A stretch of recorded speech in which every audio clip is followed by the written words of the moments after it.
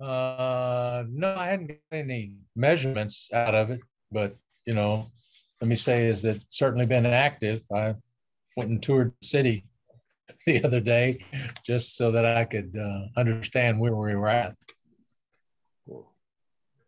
Yeah, we went a little bit farther south between us and coast. They actually kind of ran through the little south of 646. It's got some significant rain. So. Yeah, well, those poor folks over in Bay Cliff got it bad.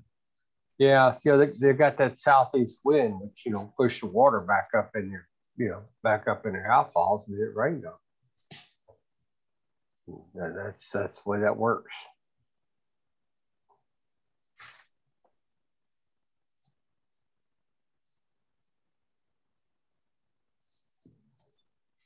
Hello, everybody. This is Robert Griffon. Good morning again, Robert. Good morning. Good to see you again. There's Peggy. Well, I don't see Peggy. This is great. After a year now, our paths are crossing all the time. This is fantastic. Yeah, long time no see, right? Absolutely. We've got to make up for lost time. Hello, everybody. This is Gary. Hi, Gary.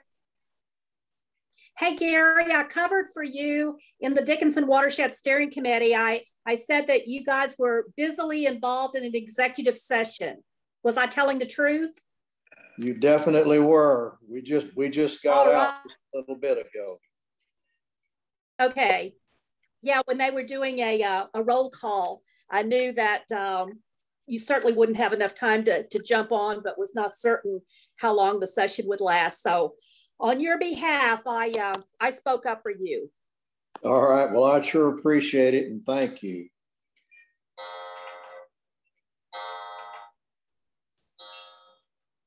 Well, Sarah, the lady that works behind the scenes. I made it. She makes it all go. I'm telling you. She certainly made you look good in the last couple of years. I'll take it. I'm just here to be Myron's meet in person again. I'll be right back. Let's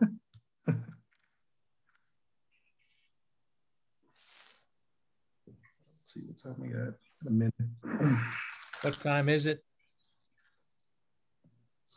It's actually 11 o'clock right now. Right on time, Chairman. All right. Well, I just reduced my screen so that I could see that. Yes, it is. All right. This is the Clear Creek Watershed Steering Committee meeting June the 8th. Let's get going and see if we've got a quorum. Is it roll call? Brazoria County Commission Conservation Reclamation District number 3. Ricky, I saw Ricky was here. Yeah, Ricky, you still with us? Yeah, all yes, right. sir. I'm here. Good. Brazoria County Drainage District number 4. John?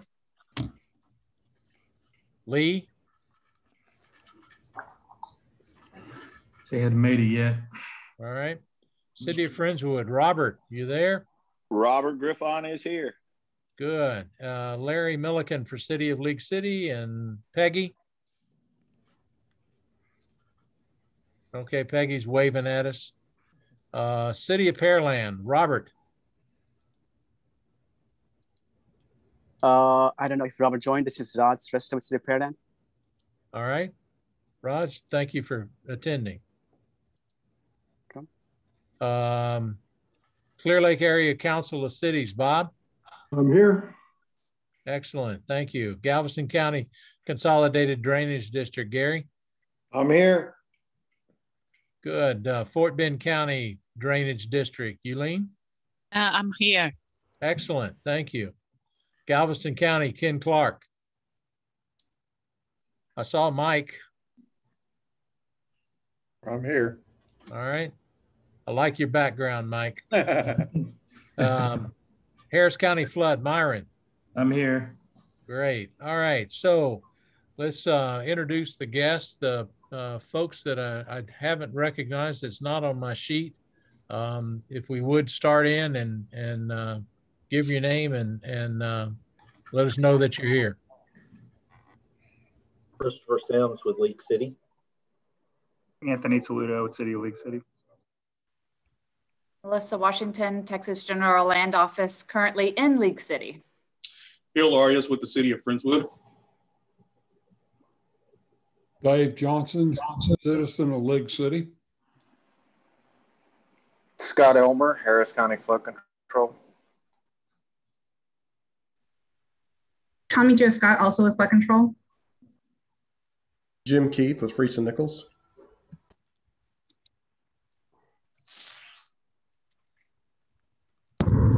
Liz Setta, Brazoria County Commissioner, Stacey Adams office.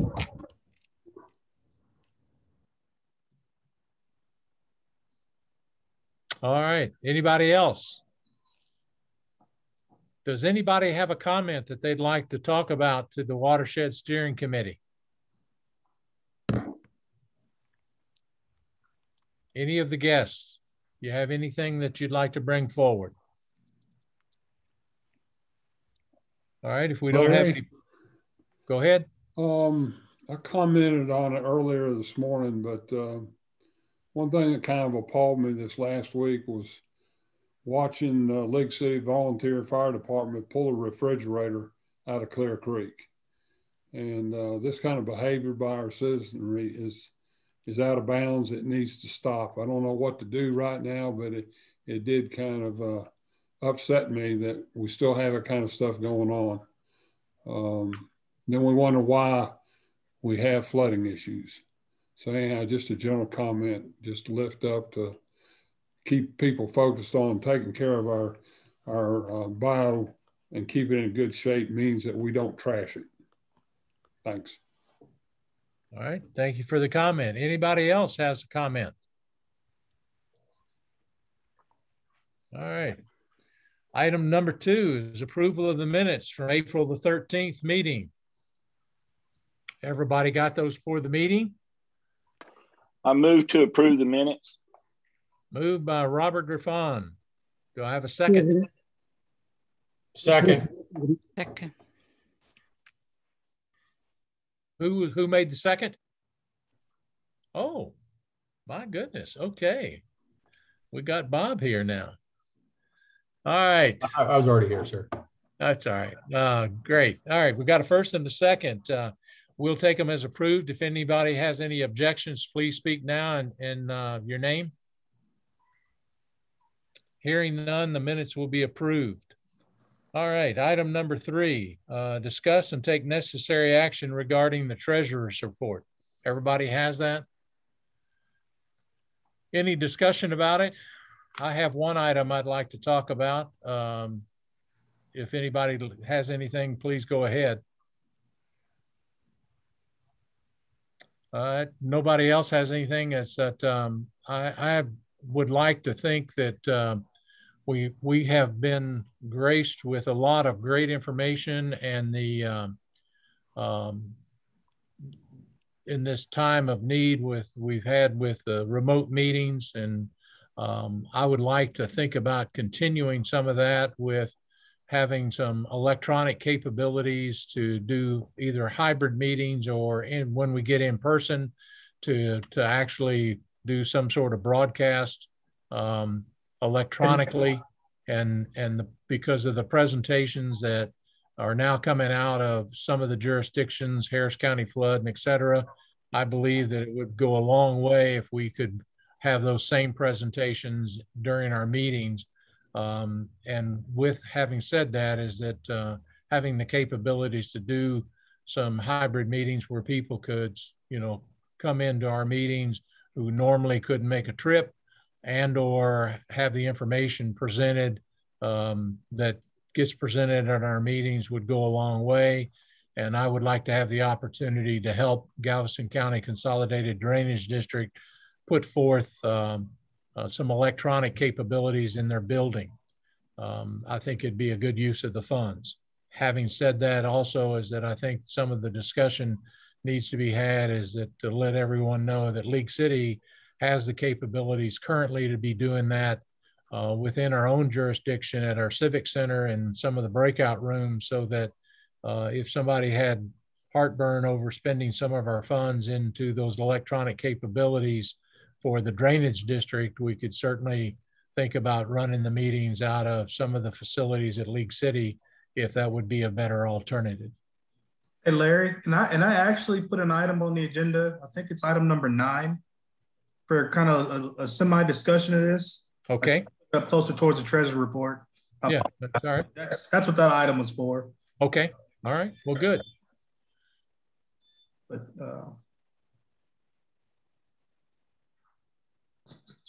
well, Larry, would you like to? Do you mind, Chair? Chair, do you mind if we just go ahead and talk about that on section 9 and go ahead and continue moving forward on? No, that's fine. I think that it's appropriate, you know, in one place or the other. I just wanted to bring it up and not. We have not had a meeting yet with the Consolidated Drainage District to talk about cost or participation at all.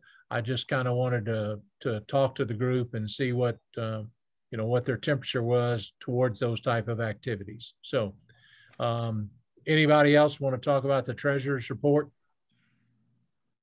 If not, can I have a motion to approve it? Motion to approve. Motion by Robert Griffon.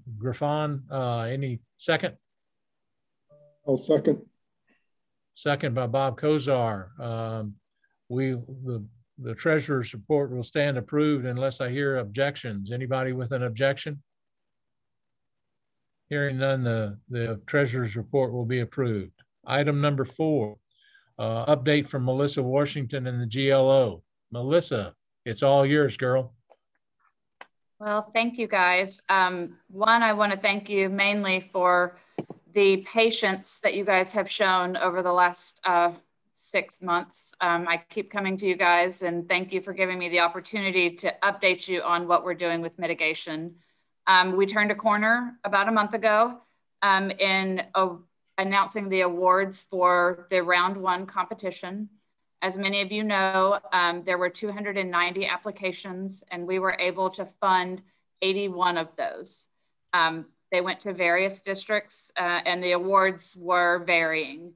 I can post later a link to those specific awards so people can look at them directly. As many of you will remember, this was half of about a $2 billion pot of money. So that first $1 billion, we did hit the 51% LMI requirement needed by HUD for this funding. After the awards were announced, we had another announcement after some public comment, and we are going to, as the GLO, are going to be asking HUD to give a direct allocation to Harris County for $750 million. That $750 million will come out of the round 2 bucket, for lack of a better word, that approximately $1 billion bucket, leaving approximately $400 million remaining for round 2. There has been discussion within the GLO of looking into some of our undersubscribed programs, meaning if there were, if certain jurisdictions were given money in our other Harvey programs and they chose to return it back to the GLO, they're looking at those funds to possibly plus up what is remaining in the round 2 bucket. That being said, there is not that much money that will be plussed up to lead us to think that a round 2 competition could happen, just based on the amount of funds and the number of applicants that we received during round 1. So the GLO has made the decision to not host a competition, a round 2 competition with the remaining funds. What they are going to do is split those remaining funds up between the 9 Harvey affected councils of governments. Those governments or councils of governments are currently working on a program called a regional mitigation program, where they are going through a distribution plan to distribute mitigation monies to their areas. Just focusing on HGAC, currently HGAC has $209 million that they are working on through their Water Resources Committee. And they will set their rules. They will be able to have that local control over which projects are or which jurisdictions are receiving monies. And that jurisdiction will provide a project that will encompass the funds that they are given. What the thought process is and what the action plan amendment will include is that remaining Harvey money will be proportionally divided and added to that $209 million program that HGAC is running. So if you look at the existing program, HGAC's proportion is about 40% of funds. So if it runs the same, directly the same, whatever is left of the mitigation competition money, HGAC could possibly receive about 40% to plus up that program. I can't talk in specific numbers because I was just told this Friday that this is the direction that we're going. It all will depend on the total amount of money that is put into this pool to be divided, and that hasn't been determined yet. Again, this will have to go through an action amendment process, which will include the $750 million direct allocation recommendation and the division of funds into that regional mitigation program. So a lot of people were very happy a month ago, and a lot of people were very upset a month ago. Hopefully this gives people some direction and knowledge that the remaining funds will be split up on a local level. So the local governments will be able to have discussions amongst themselves and be able to distribute accordingly throughout the area.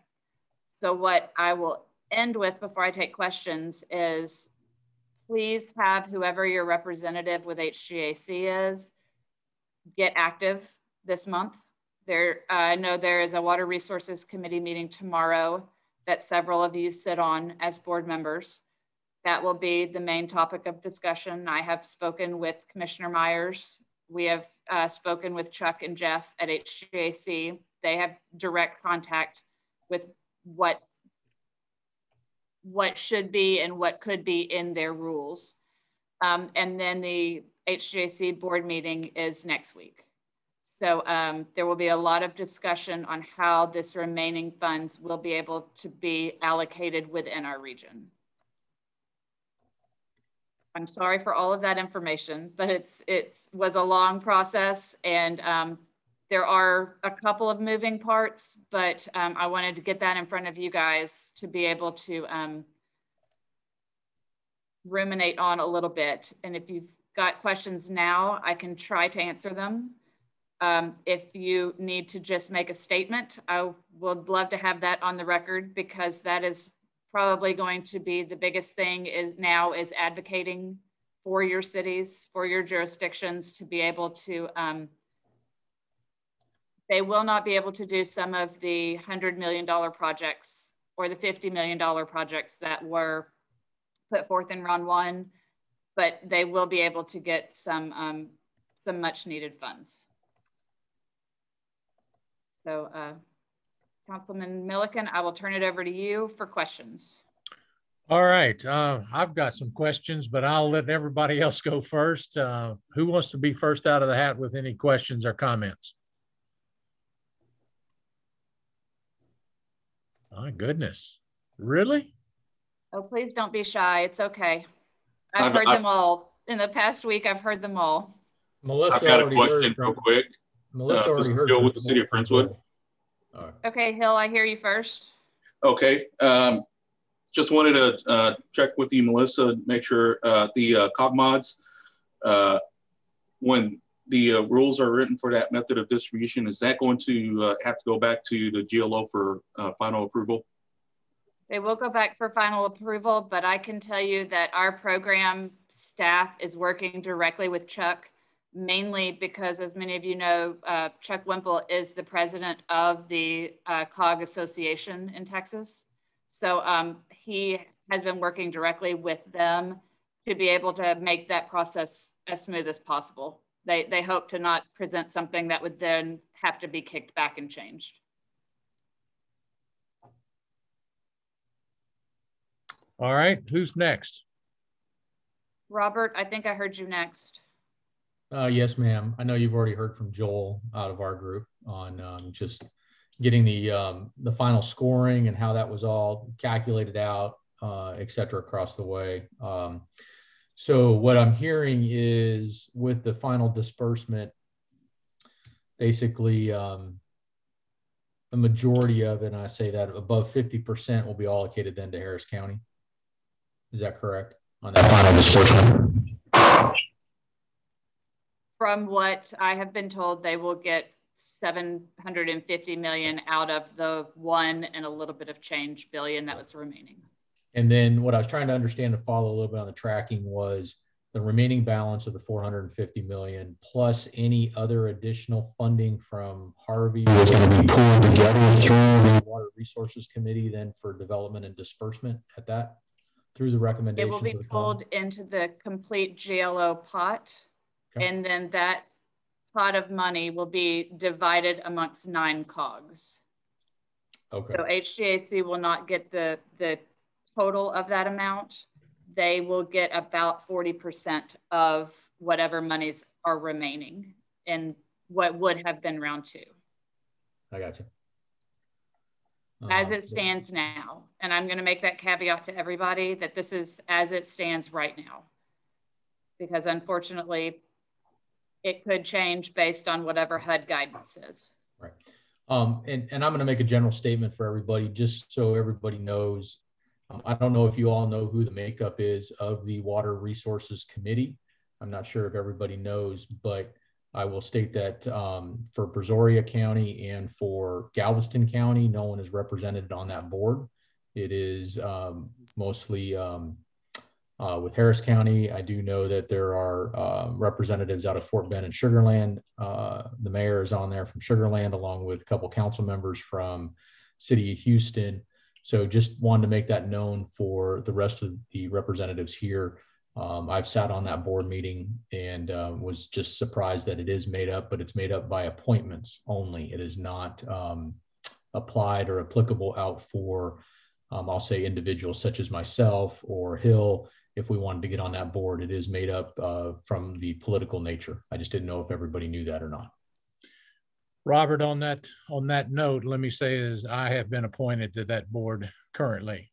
Excellent. My first board meeting will be tomorrow.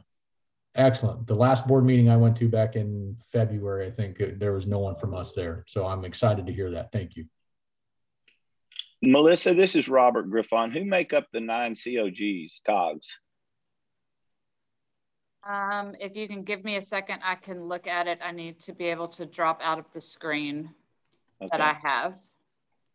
So 40% is going to HGAC of the remaining balance of the dollars, the 750 going to Harris County. About 40% of the 400 is going to go to HGAC. Who are the? I'm just kind of curious who the 9 COGs are.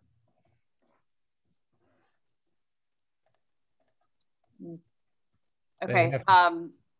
The 9 COGs, as it stands now, is AA COG, which I think is Alamo COG, BV COG, which is Brazos Valley COG, PAP COG,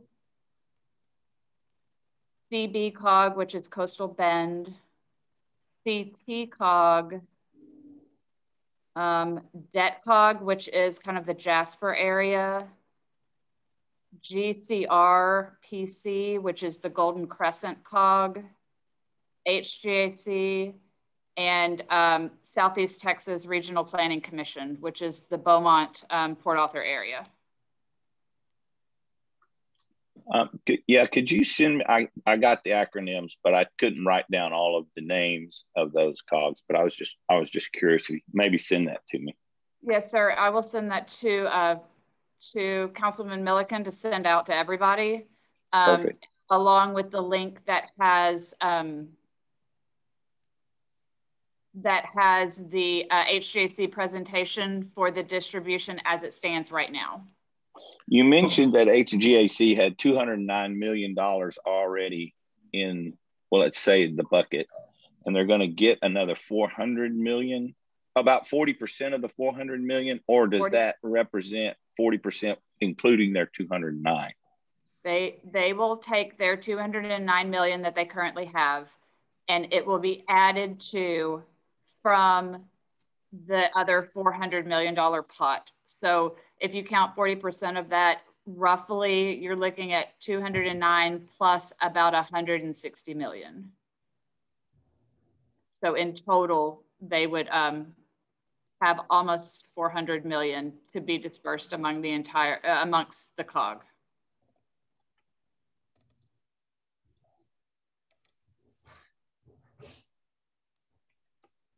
Melissa, in your interpretation of the guidance so far, are they going to be looking at proportionally funding projects instead of funding total projects?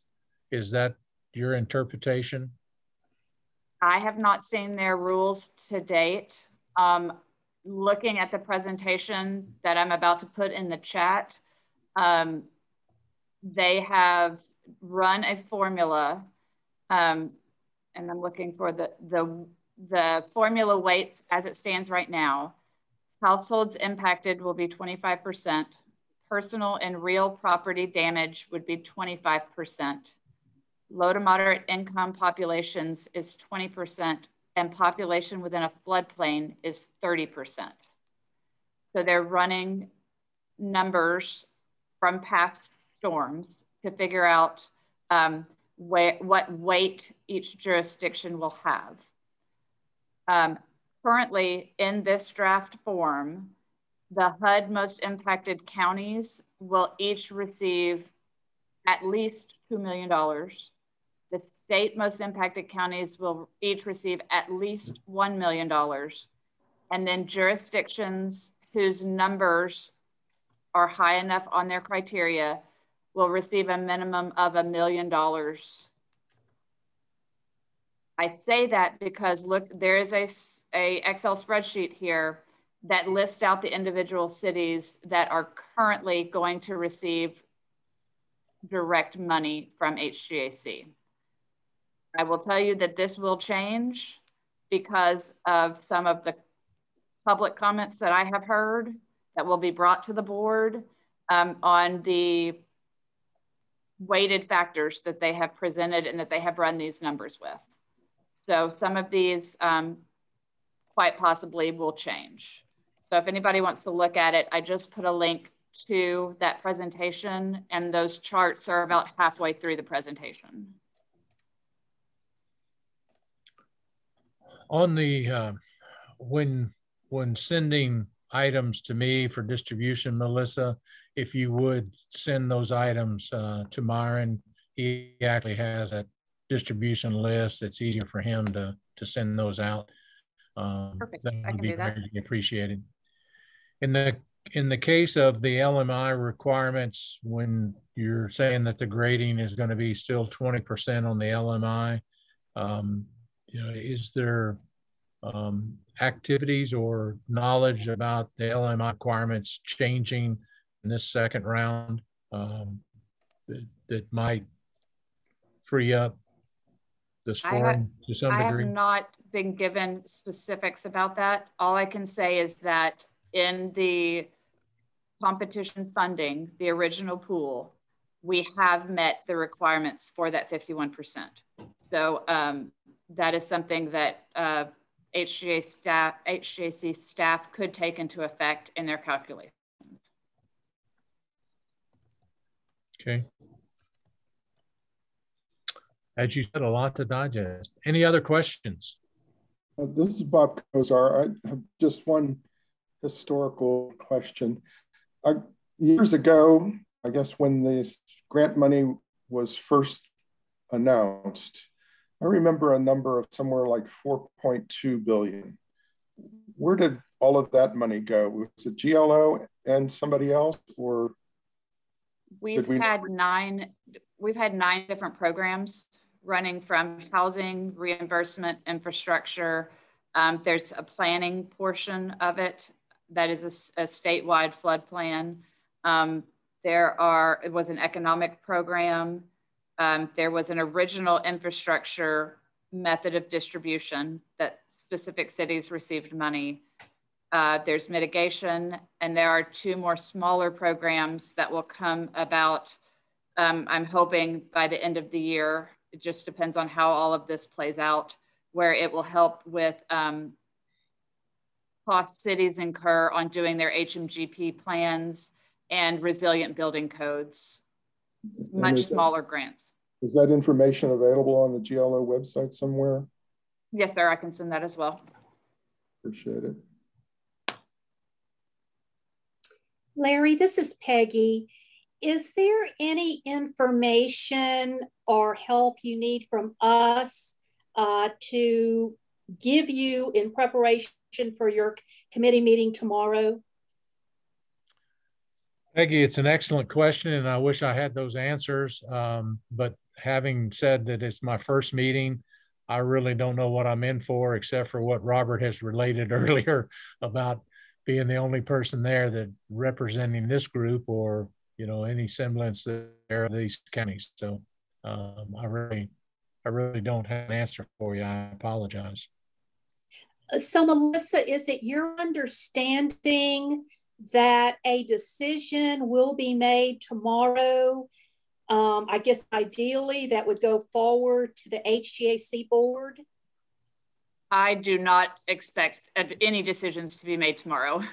This is just the beginning of the conversation. The contract has not been executed with HGAC, so the timeline for anything on this program has not started yet. Because of the size of HGAC and the dollar amount, this is going to be an ongoing discussion. I just wanted to put it on everybody's radar that those board of directors meetings are public if you want to start listening in to the discussions, because the committee will have the initial discussions. They will formulate a distribution process, mainly running in numbers to see how everything works within the region, to try to make it as black and white as they can based on the numbers from historical data. And then they will present it to the board. But no, I do not expect anything but a lot of discussion. Okay, and so to the best of your knowledge, there really is no timeline that's being discussed right now other than, I guess, as soon as possible. Once the contract is signed, they have 120 days to be able to put forth a program to be able to be executed. Thank you. And why is this going to the Water Resources Board rather than the Regional Flood Management Committee at HGAC? This was just a committee that was established pretty much after Harvey to be able to do things of this sort. I can tell you right now that both of the committees are, or at least the liaisons are working together because they sit on both of those committees. But I think that this was and please correct me if I'm wrong, anyone, but this committee was designated to be able to review anything and everything that came down from the Harvey funding.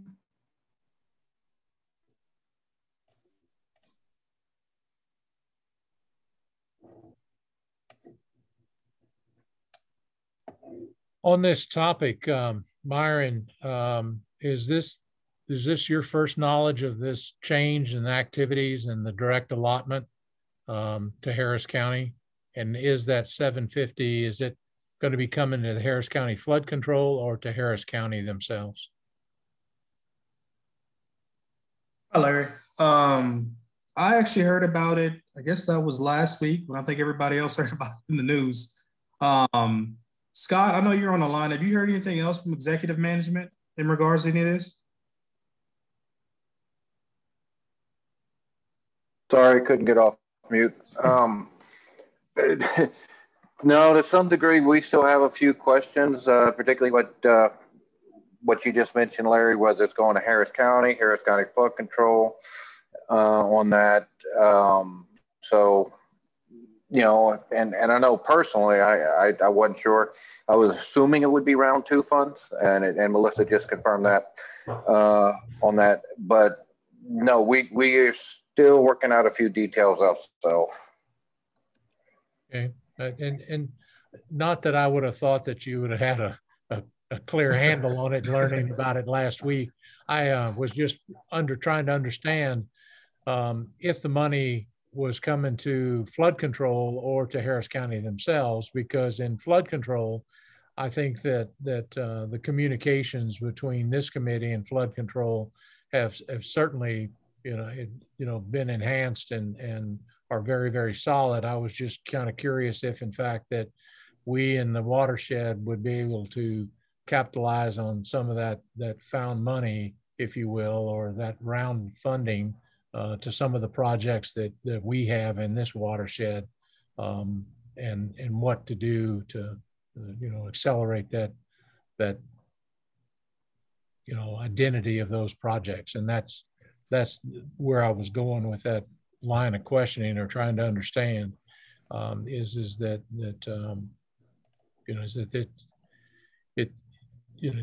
the region is still going to be receiving the money, so that that direct benefit, while certainly wasn't towards the projects that maybe some of us were looking towards, like some of the other jurisdictions got in round 1, we could certainly be looking at it for flood control for the region, if in fact that's what the monies will be more designated towards, rather than projects to harden infrastructure in flooding. So, well, I know today was the first commissioners court meeting since that announcement was made. So we'll most definitely should have some more information, hopefully after today's commissioners court meeting. I know we've already been contacted by Hill, I think it was a couple of weeks ago, in regards to some partnership opportunities with the city of Friendswood. So Hill, I think you've been in contact with Matt Zeev. I'm not sure if a meeting has been set up yet, but I think we've been in touch with them up there. Yeah, that's correct. And we'll be meeting with them next week. Okay, so that is set up. Oh, great, great. Any other questions for Melissa on her great announcement? Well, thank you guys for letting me be the messenger, positive or negative. I hope that I can just continue to give you guys information. I'm going to write my email in the chat for anybody who doesn't have it. And as things come up, please let me know, and I will get you, to the best of my ability, an answer as quickly as possible. And Melissa, just to verify, you are going to be forwarding that stuff to Myron for distribution, as far as the information that Robert requested? Yes, I have 4 or 5 things, and I'll try to put them in a concise email that has some links so everybody can get directly to that information. Excellent, excellent. Thank you. All right. Councilman, I had a real quick question for you. I'm not finding the meeting you've alluded to on the HGAC website. Is that a online meeting, or is that a in-person meeting? HGAC does not have any in-person meetings currently. It's all online. I think the meeting tomorrow is for the committee members only. And then what they discuss will be presented to the board of directors at next week's meeting on Tuesday.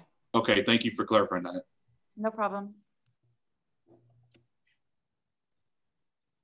All right. Anything else?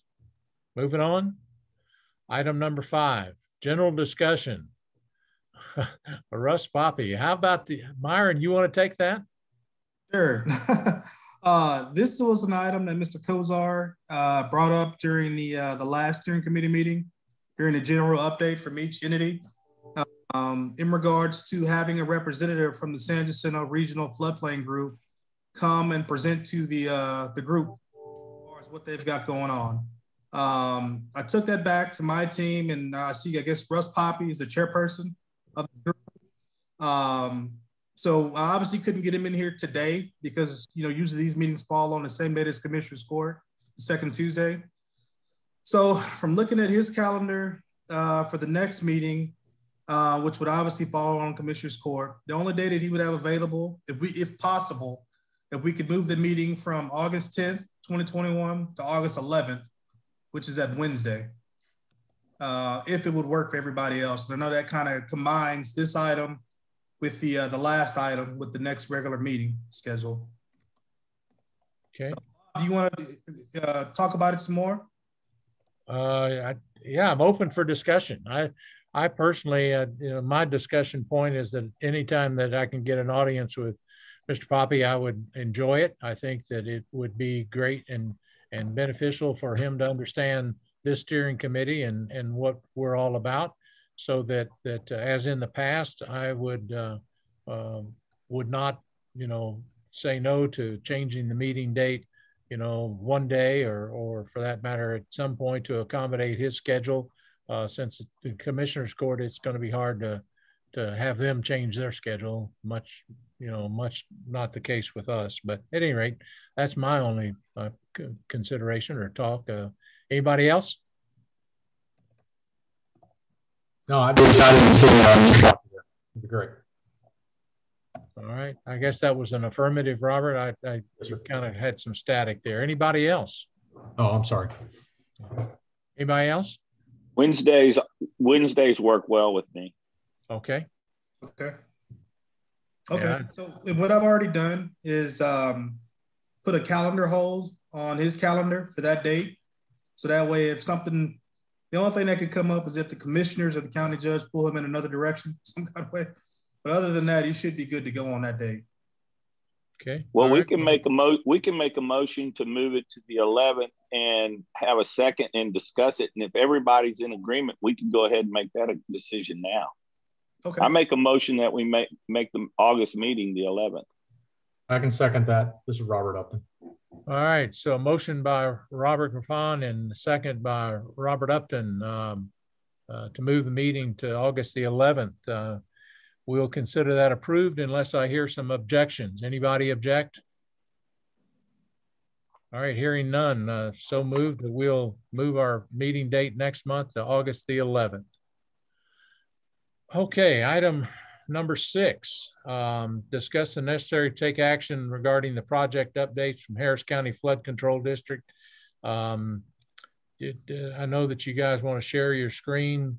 The first up is going to be Morningside Place Subdivision Drainage Improvement Project. Yes, that's me. That's Tommy Jo Scott. I'm working through that. So we still have the same project listed as last time. It's just a location map of where they all are. We're going to be doing little summaries of each project. So I'll go through and start off at Morningside Place. Tom, are you on the line? I have not seen him on here. All right, so Sarah, you're gonna have to help me on this one a little bit. I know you're helping on that project, but basically they are working on design. They are anticipating to go into construction this fall. They do have a public meeting coming up that was rescheduled from May to June 10th. It's gonna be hosted online. Here's the link to the public meeting. That information is also going to be on the project website, which is at htfc.org/F01. And I can forward that out to everybody as well. Okay, great. At one time, Myron, you forwarded out the entire presentation. And if you could do that, that'd be great. Yeah, sure. I'll most definitely do that again. Thank you. All right, Myron, and you're next up. Okay, 1 second here. And I'll kind of intro you. He's going to give an overview of the Lawson Stormwater Detention Basin, formerly DAG, and also formerly Adair. And then he's going to move on to the South Belt Basin. Sure. So Brandy Johnson, who usually provides this update, she could not make it today.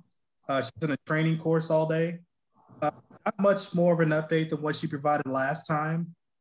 Like Tommy Joe just mentioned, this project has been renamed about 3 different times. So this detention basin, it went from the Dag Road Water Detention Basin to the Krista Adair Stormwater Detention Basin, and was just recently renamed at the last Commissioner's Court by Precinct 1 Commissioner Ellis to the Reverend William A. Lawson Stormwater Detention Basin. Not much more activity than what was mentioned last time from Brandy. They're still bringing fill material from the South Belt Stormwater Detention Basin, filling in the bottom and also begin to filling in the side slopes of the basin. As they begin to complete some of these areas where they're bringing in a lot of that fill, they're going to start installing sod to reestablish the vegetation on the project. They still have some storm outfall pipes that need to be installed through the park, Adair Park, and some other little things, but they're still currently on schedule to be completed around spring 22. Just for clarification, Myron, this is a dry detention basin? No, it's going to be wet. Wet, okay. It's going to be wet. It's actually an existing sand pit that we're just filling in because it's so deep. So that's what we're filling in the bottom and also working on the side slope so it's not so steep along there.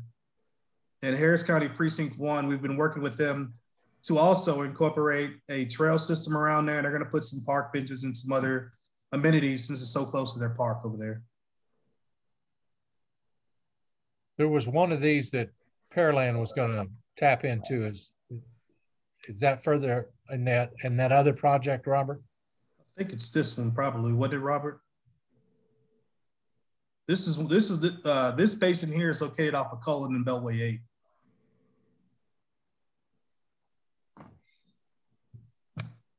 Correct.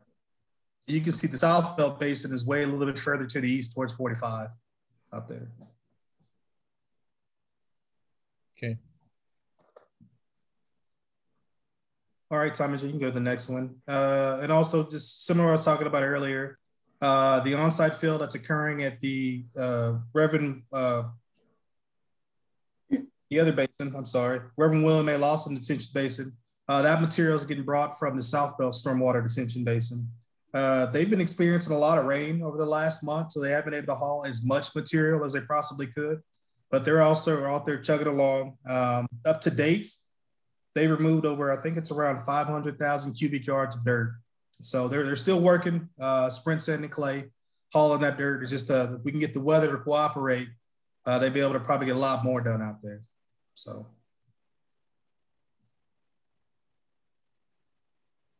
All right, so it's back to me. We're going to give a quick update on the Hughes Stormwater Detention Basin. There isn't much progress on right now. That we're still kind of having those discussions with the FAA regarding the design restrictions for wet bottom basins in the area.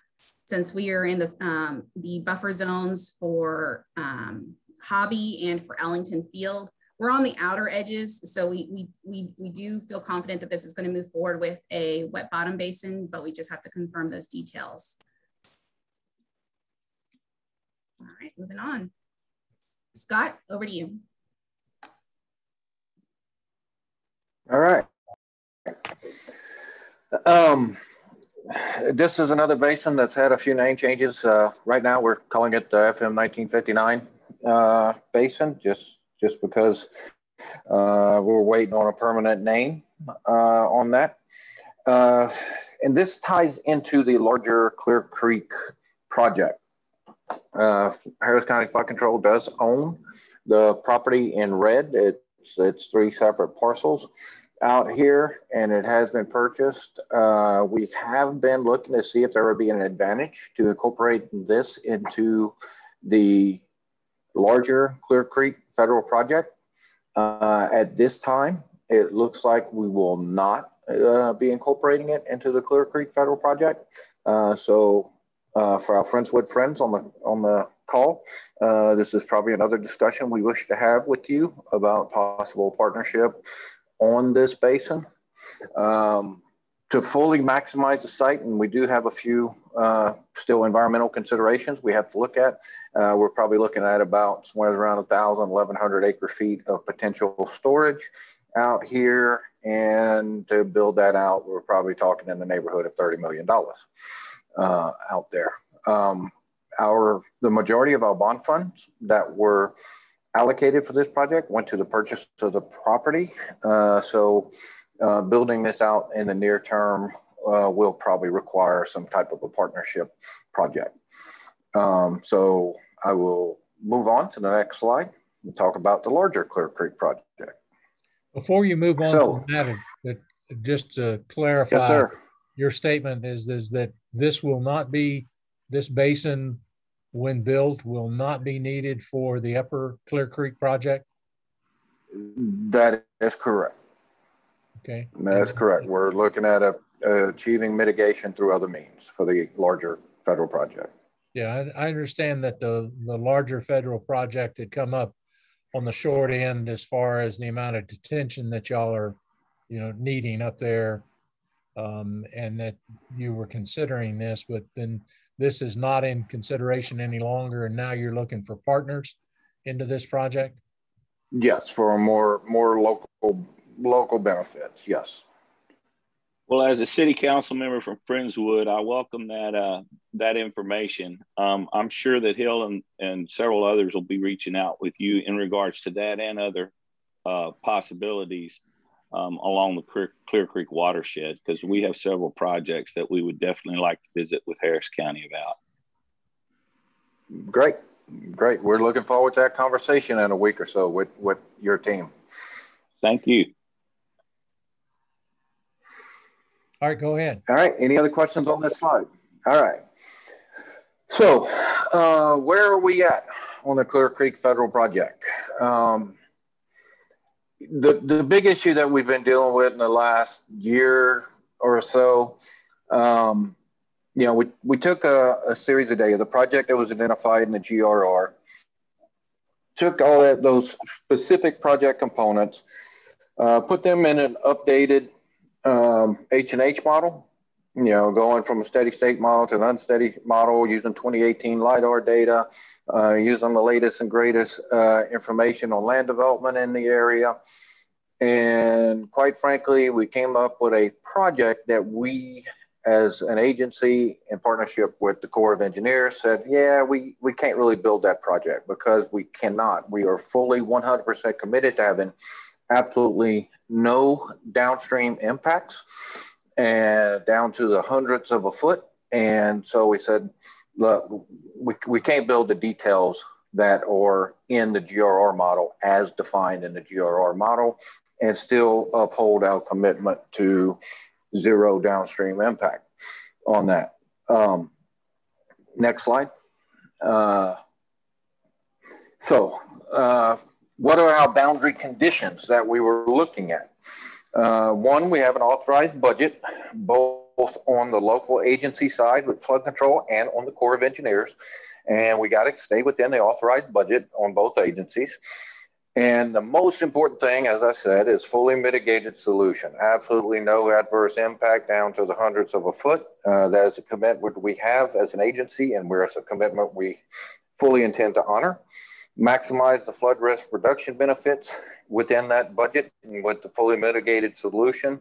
And of course, we got to stay in compliance with NEPA and all the other federal, state, and local regulations. And that NEPA compliance was another factor in our consideration on the 1959 basin, because this would probably reopen the whole NEPA process and end up with a couple $1 million and a couple 3 years of delay in the project, just from that standpoint on that, just to reopen that process if we would have included the FM 1959 basin on that. So those are our boundary conditions.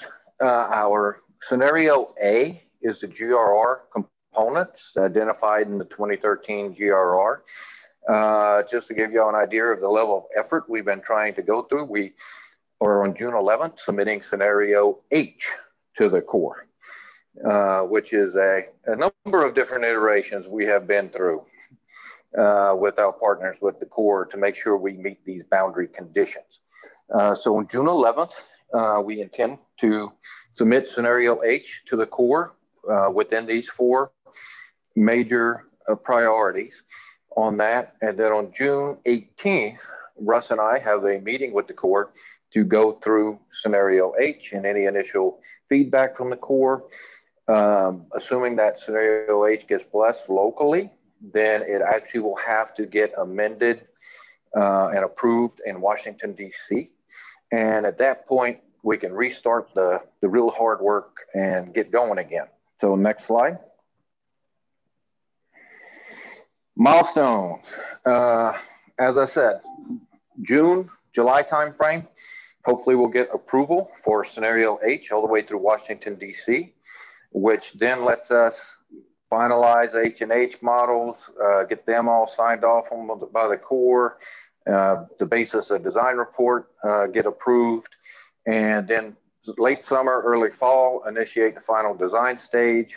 We still are looking at a 2028 project completion date, but we're hoping to advance that as much as possible on everything, and looking for those kind of opportunities to accelerate project delivery. So really and truly the big thing is we're looking at putting on the final design stage late summer. We're looking at getting the contractor on board, the consultant on board this fall, 2021, and having it all complete by summer, fall 2022. And I think that's the time to ask for questions on the Clear Creek Federal Project. On the modeling, the new modeling that you did recently, is that going to include Atlas 14? Yeah, yes and no. The project was not authorized by federal government utilizing Atlas 14 rainfall for design, but we are going to run an Atlas 14 risk analysis on there to take a look at residual risk, but the design storm or the USGS rainfall events, because that's what Congress authorized. And Scott, to add on to that, we would also be looking at how this, how the updates would interact with the MapNext models as well, which does include Atlas 14. Yes, that is true. We are looking at how it interacts with the MapNext models. That is correct. Thanks for reminding me of that, Tommy Joe. Any other questions? Hey, Scott, this is Robert Upton. Yes, sir. I know you're aware of it, dealing with the Country Club Road Bridge that we have authorization with TxDOT to rebuild. Any warm and fuzzies on seeing it on scenario H being passed and accepted so that design can move forward? Yes, we feel pretty high degree of confidence that scenario H will be our final iteration out there. Yes. And we do believe that approval of scenario H in Washington will happen sooner rather than later. If on the 18th of this month, when Russ and I sit down with the Corps in person and go over scenario H, is when maybe you and I want to touch base after that meeting, because that'll give us the biggest warm and fuzzy that we have. But yes, it does seem like scenario H will be our final scenario that we run with. Excellent. We'll look forward to that. That way we can sit down and maybe sit down with Mark Patterson and Ely over there at TxDOT and make some concessions as we go through with the design of that and drainage and all that good stuff. Thanks. I appreciate it. And Robert, just to follow up, if no you want to set up a meeting in July for us, then we can go ahead and meet then. That's fine. I'll look forward to that. All right. Yeah, and just maybe to tag on to one last comment that I maybe should have said when we talk about mitigation and NEPA. The big issue that we had on why the 1959 basin was a NEPA concern, it was because it was outside the current project footprint. And the other additional basins, such as the Hughes Basin and a couple others, including some on Pearland property that, Robert, we need to have another conversation on. Those are within the current project footprint. So that made the NEPA issue a lot less of an issue on that. So we are looking at doing our mitigation well upstream of 1959. And that said, I'll turn it over to Tommy Joe again.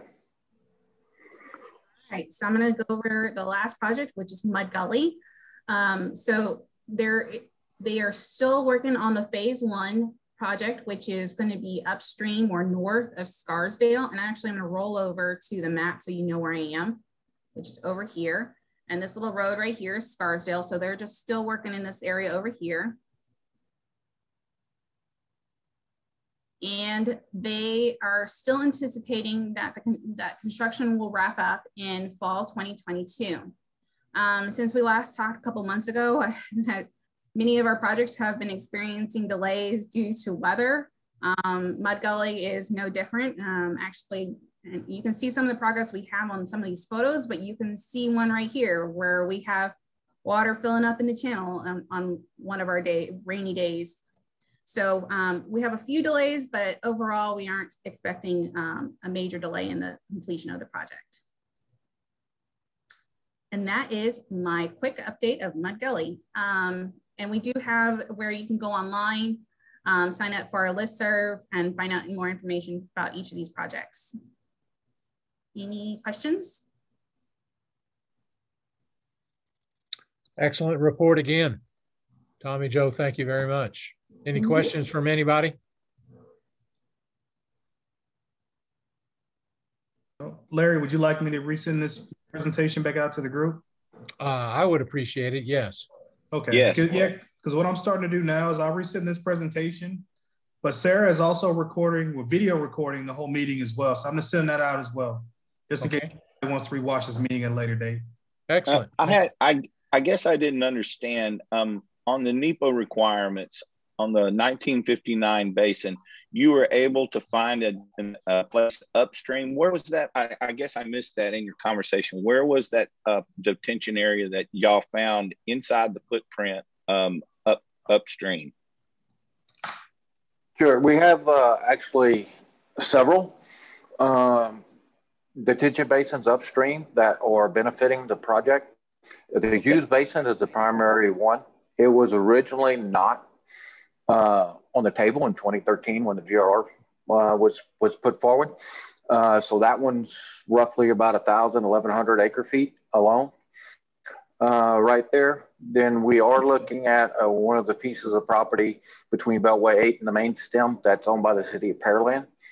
And we've had some conversations with the city of Pearland about the use of that property. Then of course, Chris Adair or the Reverend Lawson Basin, whatever we want to call it today, is one that was not originally part of the project that we are under construction, as y'all know. And so that's given us some benefit. And then we have another tract on another vacant piece of property between Beltway 8 and the main stem that we're looking at including. All right, thank you very much. I appreciate that. And Scott, yes, I'm just going to add a couple things to that. We do actually utilize some of the volume for South Belt. That's mostly for Mud Gully, but it does provide some benefit to the watershed. And also in the federal project itself, we did have some inline detention basin features that are going in. So those are also complementing the project. Thank you. Great information. Anybody else have any additional questions? All right, item 7, general update from League City regarding the Lower Clear Creek flood mitigation study. Anthony, I see you're online, or I'm here. I guess we have Jim as well. Jim? Yep. You want to take it? Sure. So, I mean, nothing really earth-shattering here. Good news is we just finalized incorporating a lot of draft comments and any corrections requested from stakeholders. The final deliverable reports were submitted to us yesterday. So we'll be working here in the next week or so to get those uploaded to the website and sent out to everybody. I'll probably, I guess, go ahead maybe and send them to Myron and see if we can get those distributed that way. It might be the easiest. So from now moving forward, our goal shifts nearly entirely into trying to see what funding opportunities we can find, with the main option being essentially another federal project through the Corps. Our city manager, Mr. Baumgartner, met with the district commander a couple weeks ago, along with a slew of other people associated with the Corps, to try and kind of see what our options are. They have 5 or 6 programs that we can apply for and start making progress. Some of them don't really provide funding on a scale that solves our $700 million tunnel question. But some of the smaller scale projects we can start working on applying for cap funding in the $10 million range now. So if we have some upstream detention or any of those smaller scale projects, we can start making some progress. Outside of that, we are basically going to work to verify that we met all the criteria for the Corps to adopt our study in kind as a feasibility study from their end. And that'll ensure that we don't lose any time kind of applying for federal funding whenever that may come.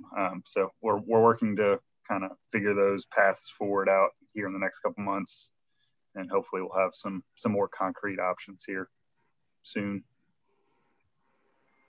So Anthony, your presentation as far as a finished product to the stakeholders, when is that happening, or has it happened? I know that you gave a presentation to Friendswood City Council, but you didn't give a presentation to League City Council.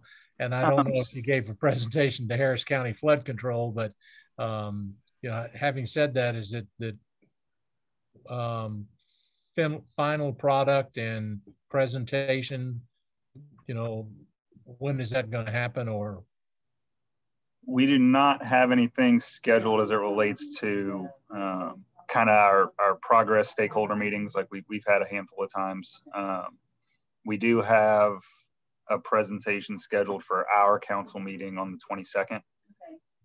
So that'll be a work session item that Freese and Nichols is going to come and give a presentation mostly related to funding, and kind of the core meeting that occurred. But as far as a stakeholder-wide presentation, we don't have anything scheduled at the moment. Is that in the plans to schedule? We had talked about it, so we can start talking about it more and try and get something scheduled here sooner than later. Our goal was kind of just to get the reports finalized, and since we have that as of yesterday, we'll try and see if we can get something scheduled. Okay, I know it's a concern for most people on this call, but at the same time, I do believe that all stakeholders are, you know, should have some sort of presentation as to the final product, and start at that point discussing, you know, avenues and areas of you know, what we're going to do in the future, so that all important. But agreed. Can do. Jim, do you have anything to add? No, I think that covers it. And again, I just appreciate all the stakeholders' support. This project was a huge team effort, and I don't think it would have been successful without everybody's input and comments along the way. We did it in a very challenging time and scenario, so I thought that the virtual meetings worked out well. And we're just looking forward to continuing to push all these concepts forward. Okay. Any other questions regarding the Lower Clear Creek flood mitigation study? All right, moving on. Item 8, general update from Samantha on her May 3rd drainage update presentation at the League City Friendswood City Council. Samantha's on vacation, isn't she? Yeah, she's on maternity leave. Oh. Yeah, that's one that she had brought up towards the end of the last meeting to put an item on the agenda, but of course I didn't know that she was out. So yeah, you can obviously reschedule this for a later date if it's fine. Yeah, she's out, but I'll just I'd like to mention a couple of things. The city of Friendswood did not receive the CDBG mitigation grant application funds that they requested to try to do the prospects at Whitcomb property, the 47-acre tract on Bay Area Boulevard, and the Autumn Creek, Friendswood Cove, Friendswood Oaks detention ponds that are all pretty much needed to make sure we mitigate anything coming from upstream into League City. And I just congratulate Lamarck, Texas City, Hitchcock, Galveston, and Dickinson on receiving funds, but the city of Friendswood did not, mainly based on the LMI requirements. And I'm pleased to hear that the LMI requirements have been reduced to 20%, and I'm hopeful that HGAC will have some leeway with that 20% also. But I look forward to seeing our cities and our Galveston County Consolidated Drainage District working with Harris County on some of these projects. I know they're fully aware of them, and I know that they're fully necessary. And in the past, Galveston County Consolidated Drainage District and the city of Friendswood have worked with Brazoria County and Harris County on Storm Belt Detention Pond to the tune of $13 million. So we would really like to, work with everybody, see some of these projects come to fruition, even though we're not getting any help from the GLO. All right. Anything else on that presentation? Any questions? All right, moving on. Item 9, general discussion and potentially resuming having in-person meetings, as well as possibly improving the technology at the Galveston County Consolidated Drainage District building. All right, open it up. I would just like to mention, and I mentioned it to Larry earlier this morning. He thought that my comments that the price was high, but we're doing video conferencing at the library in Friendswood, and we just reached out and to the technicians and the technical people to fund that project, just to get video conferencing and the ability to do Zoom meetings and that sort of thing in our library conference room. And the price came out to about $58,000. And I know that Friendswood looks at these dollars really closely and watches them fairly tightly. But just to give some people an idea of what we may be looking at, and Friendswood, I know, would probably be willing to help out. But I know with the funds from the Clear Creek Watershed Steering Committee with $104,000 there could possibly be some help there. And there could also be help from the Galveston County Consolidated Drainage District. It allows people to see more transparency in their meetings and our meetings. And it also allows everybody to possibly put up these presentations like Harris County has done today. It's very valuable and helpful for all of us to be able to see what's going on upstream and what's going on downstream. And I do appreciate what Larry said about League City Civic Center and their abilities too. But I just wanted to give some people an idea of what we may be looking at as far as dollar wise. If we can save money on that, I'm all for it. But I'm also all for giving the Galveston County Consolidated Drainage District the ability to host these via digitally, like we're doing right now. It's convenient for some people, and I enjoy going to the open meetings, but I know a lot of people can't make the open meetings, and it's just a really helpful benefit for all of us to be able to meet in one way or form, one shape or form or another. But I'm for helping out getting the technical capabilities that are necessary to do this at the Galveston County Consolidated Drainage District. All right. Thank you for the comment, Robert. I'll go on and say is that I too have enjoyed the presentations. Like I said earlier, I think that when you look at what they bring just in information and giving it a visual helps out a tremendous amount. Anytime that I believe that we can engage the public in our meetings, I think it's a positive take, and I believe that if we can make it easier for people to attend. The one thing I will say that Robert didn't is that at some point in time, the governor is going to take away our ability to meet this way. Is he hasn't yet, but you know, I feel like it's coming. No different than the mask and how he makes some of those decisions. But when that time comes, I would like to be more ready for it than what we are currently right now, other than just going back to the way that we used to do business. I have enjoyed the technology aspect that we bring, along with the ability to have persons attend and contribute that maybe we wouldn't have if in fact that we were meeting in person. And so that I would be wanting to look at some sort of participation with the Galveston County Drainage District in upgrading their facility, and or think about moving our meetings to some facility that could accommodate you know, that technology activity within the watershed. Those are my comments. Somebody else? I don't have any general comments, I mean, or specific comments, sir. It's just, we can take a look at it, see what, bring the IT guys in. I can talk to the City of Pearland's IT CIO and see what we can do for basic and see what that cost is and see what those sharing potentials are, and go from there. It's not opposed. We, you know, City of Pearland still has all their meetings recorded now on YouTube, et cetera, all the way through. Even though we're still meeting back in person. Yeah, yeah. The League City's doing the same thing and with their council meetings, but we're still holding a lot of our committee meetings virtually. And again, I like to meet in person, but that's just me and my personal opinion. And I think, go ahead, Myron. And even with Harris County, like I mentioned earlier, today is the first time that they're all sitting in the same courtroom in over a year. So I'm like you. I think things are getting ready to start back reopening slowly but surely.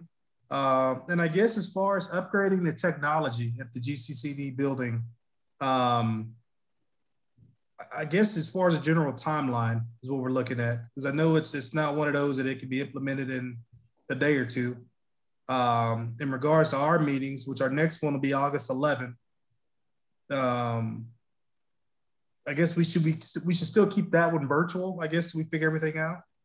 Is that what you were getting at, Larry? Yeah, I would think that until the governor takes it away, or until the membership, you know, majority of the membership wants to meet in person, I think that we can utilize this form, because I do think that we get business completed, and I think that it has been good. I don't think that we're missing a tremendous amount, and those are my feelings on our watershed meetings. I would like to see everybody in person. I do enjoy that interaction, but at the same time, let me just say is that I enjoy what technology has been able to accomplish for us, and looking at time requirements for individuals and the ability to have as many people giving presentations and being able to grasp those. I think that it's grand. So I hear it. I fear the day that when he takes the ability to have the virtual meetings eliminated, and if we're not ready for them, that we will actually regress in this committee than where we're at today. I think it'll all go back to the paper presentation. So this is Bob Kozar. Yeah, I'd like the idea of virtual meetings and meeting in person, and the benefits the virtual meetings bring is the presentations that everybody can look at. $50,000 is a lot of money out of the budget. I guess I'd like to know whether Friendswood or League City or Pearland could offer facilities at much lower costs that could provide the same capability before we commit any funds to GCCD. Or get some conversations going with GCCD and see what kind of split we can have with them. Sure, Bob. And let me assure you that my position is that I personally, my point on participating with the drainage district is not to fund it 100%. It would be a participation, and at best it would be a 50-50 if in fact that's the best I can do. But I would look to think that the benefit to the drainage district is going to be as grand as it could be for us if in fact that we can get that drainage district more to a digital format and to a presentation, because currently right now, electronic, the only thing they have electronic is email. Is that they still go by and pick up their board packages and everything else. And I truly believe that drainage district could use some advancement in the form of digital comments or format and presentation, to where maybe the participation could even accelerate from what it was in the past. But it would be a participation. It would not be funding that thing, the majority of it, like the $50,000 that Robert presented or that you were discussing. I said I'm inclined to think, more reasonable portion that we can help advance the drainage district and at the same time advance us, if in fact that's what we need to do.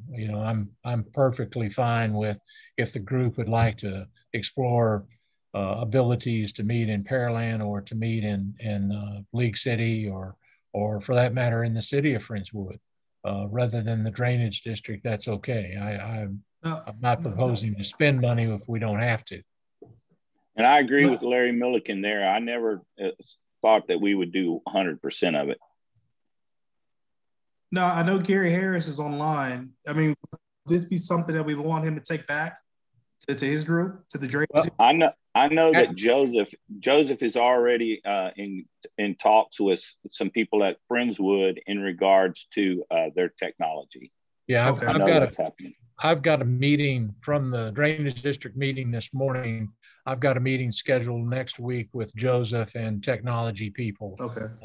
On the item, just to start discussing what would be needed and round numbers as far as cost. Okay. So is that something that the group generally, I haven't heard many negative comments that we should probably go ahead and explore, I guess, is the takeaway? Larry, this is Gary. Larry? Yes. I don't think we've asked anybody for any funding whatsoever. I mean, we welcome the idea of helping us out with it. But I think, like you've pointed out, right now, we don't even know what it costs or anything else. We're just getting into it. And I think before we jump off in the water, we ought to find out how deep it is. And we may or may not require any help. So I appreciate y'all thinking of us and being willing to do that. But at this point, we don't have any idea what it's going to cost us or if we can afford it or not. So I think we might be getting the horse, cart before the horse. That's my comment. Okay, thank you. Any other comments? All right, well, takeaway is that we'll have another discussion on this next month, or next meeting, I guess, Myron, and we will plan on next meeting to be virtual as we're doing currently right now. Okay. Unless I guess the governor changes that for us. Okay, that works. All right. General update and discussion report, technical committee is, did they even meet? Anything going on, Jack?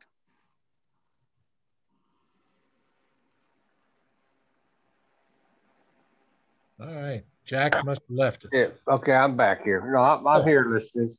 Okay. All I gotta say about IT is every time I've been in one, you got to have somebody to be able to run it. So I think that has to do with age, Jack. yeah, well, yeah, you get your grandkid, they'll fix it for you. Yeah. Yeah, no, we haven't had any technical meetings. It's just been too many other meetings, and we haven't had any specific charge for the tax. So just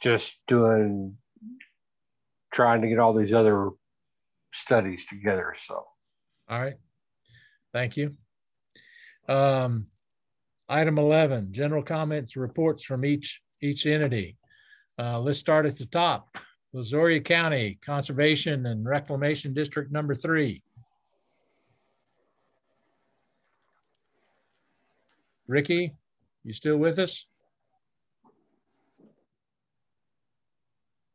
I don't know if I see him anymore. Okay, all right. Moving on, Brazoria County Drainage District number 4. Did anybody ever come in? Yeah, guys, this is John. I just came in a little late. Apologize for that. Great, thank you for. I really don't have anything that to add to the update I gave you last time. I talked about some benching and widening along Mary's Creek that was potential at that time. We have started those projects. Like's been mentioned a couple of times previous. We've had some weather issues here of late, but we're kind of getting going again, and those are ongoing, probably will be for the next few months. And those are really the most significant things we're doing right now, other than some smaller work on some of the more minor tributaries. But business as usual around here. All right, good, thank you. Robert, City of Friendswood.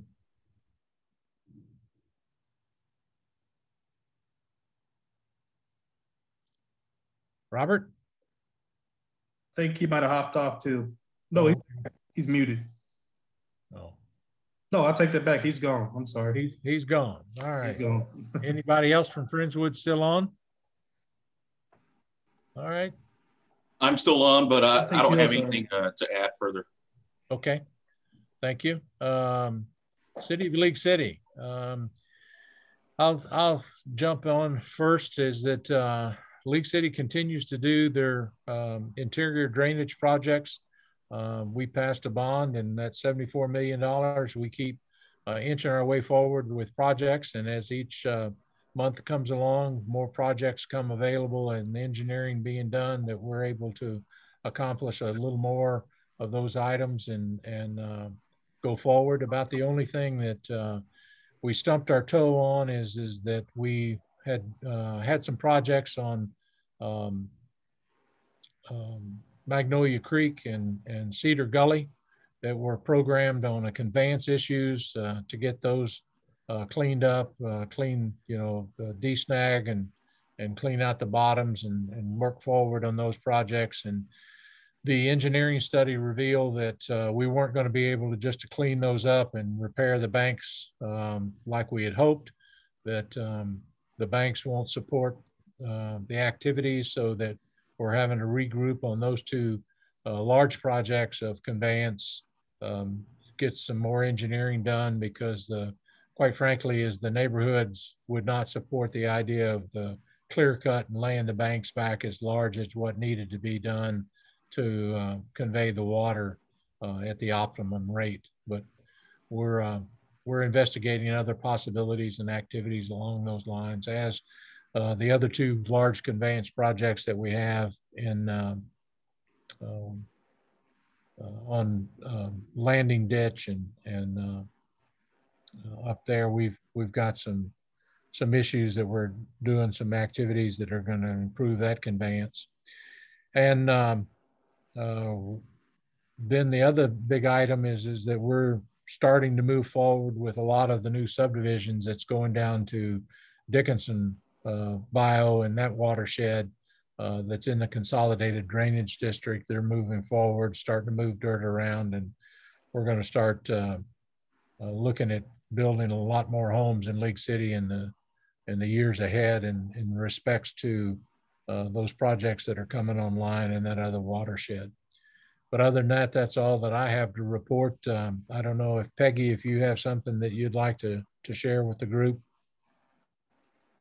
No, I just want you to know that we really appreciate your support, and anything you need from us with the Water Resources Committee, if you will reach out, we will be there. I'm sure that it will be an interesting discussion and a series of discussions But please know that we as a committee are here to support you and reach out at any time. Thank you. Anybody else? League City? No? All right. Next person, City of Pearland, Robert. Well, thank you very much, sir. A few things going on as we're continuing to move forward and finish and head towards completion of a couple of our 2019 bond programs. We've completed roadside cleaning and repaving of Mimosa Acres. We're about 60% done with drainage enhancements to Piper Road, which is regrading ditches, culverts, putting underground system in that road to convey water out, reduce localized flooding.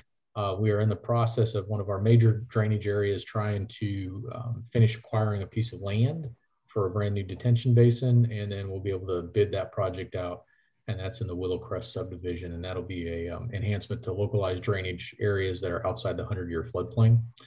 Unfortunately, as we all heard from the beginning, Miss Melissa with the GLO did not award us any projects, so we were disappointed not to get worked along the way along Hickory Slough, which would have been a great project for both us and Brazoria Drainage District number 4. But we're not successful, so we'll try again. As they always say, maybe we will on the next one.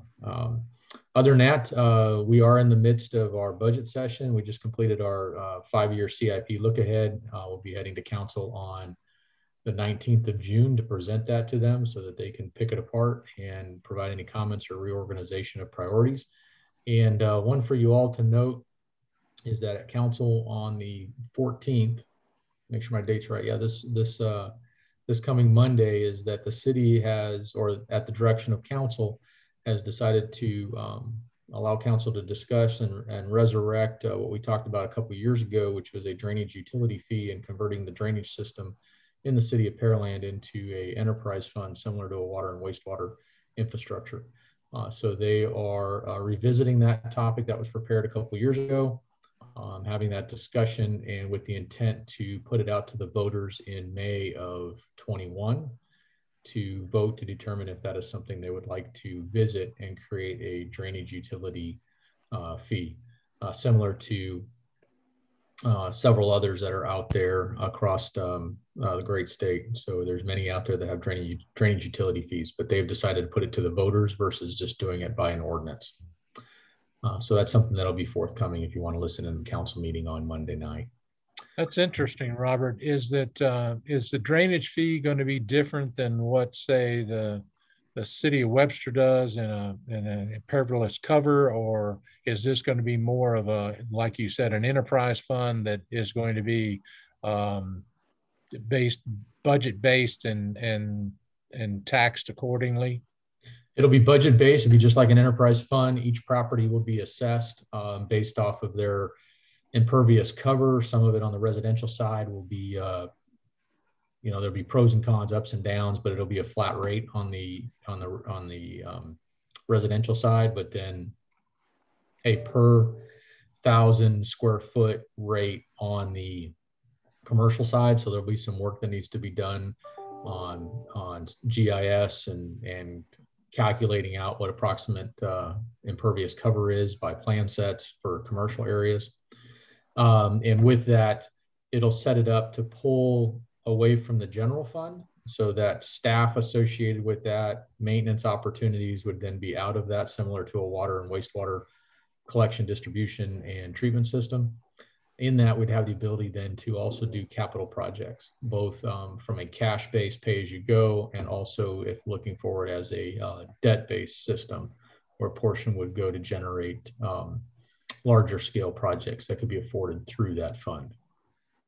Interesting. Most of the drainage fees that I've been knowledgeable of has been more based upon the cover, but being more of that fixed rate and not taken away from the general fund. It's an addition to the general fund in most cases that I've been familiar with. But that's an interesting concept. And you said some of those are around the state now currently? Well, if you take a look, I've been talking a lot to City of Arlington, but if you look across northern Texas, I mean, there's been rates out there and created City of McAllen just did theirs, I think, a couple of years ago as a result of Harvey, where they just implemented it via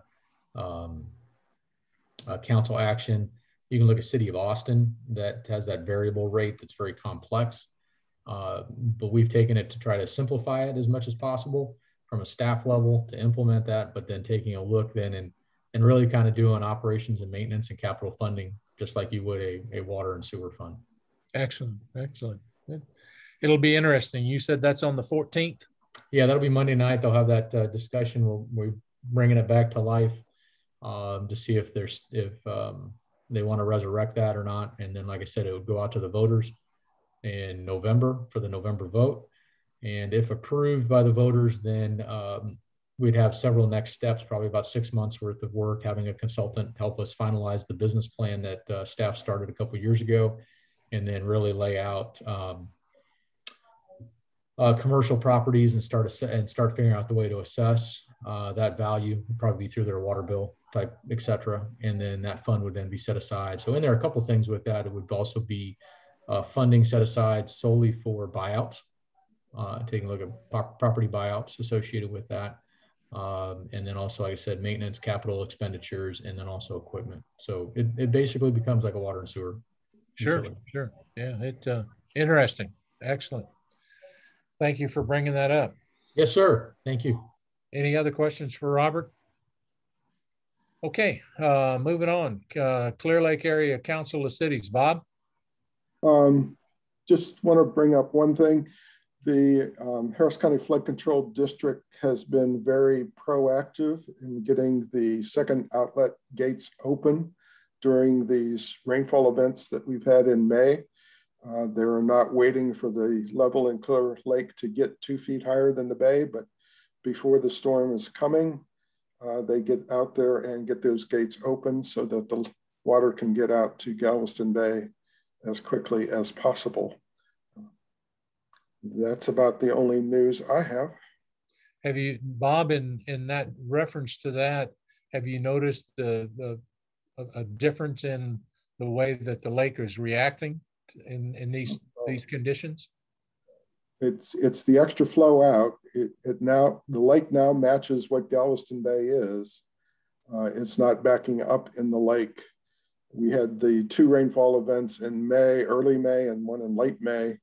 And we didn't have anything higher than the Galveston Bay tides in Clear Lake.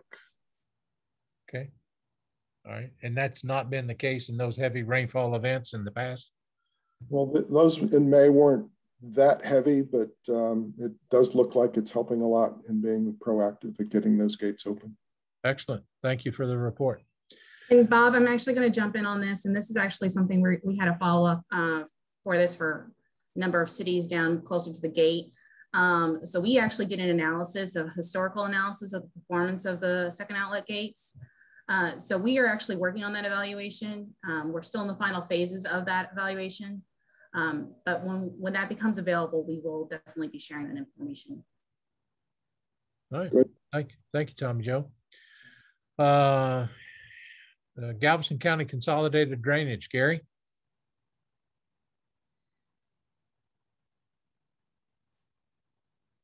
Gary may have left us. Fort Bend County Drainage District, Eileen. She might have left too, I think. Galveston County, Ken, I guess Mike Shannon. Did Ken ever show up? Mike, you still with us? I'm still here. I don't see Ken, but there's nothing new from last month or last time we met. Okay. All right. Myron, Harris County Flood Control. Nothing new than what we've already talked about. Obviously, the biggest thing is the direct allocation that the GLO is planning on giving us. That's some pretty big news. So just be very curious as to when we'll receive it and just kind of putting it use towards some projects. So, yeah, that's a lot of questions there. That's for sure. Yeah, and like I said earlier, we're meeting with the City of Friendswood next week, and I know from speaking with Matt Zeeb and everyone else, I mean, we welcome partnerships, so we're obviously open for the conversation with anybody. So. Sure. All right. Excellent. Well, Looking at it, the next meeting we're going to have on August the 11th. We've already discussed that. With that, I guess that we're through. We're about an hour and a half into it, so it's great. With that, I guess the meeting's adjourned. Thanks to everybody for attending and all of the participation. Thanks, guys. See you next time. Thank you all very much. Have a great day. All right.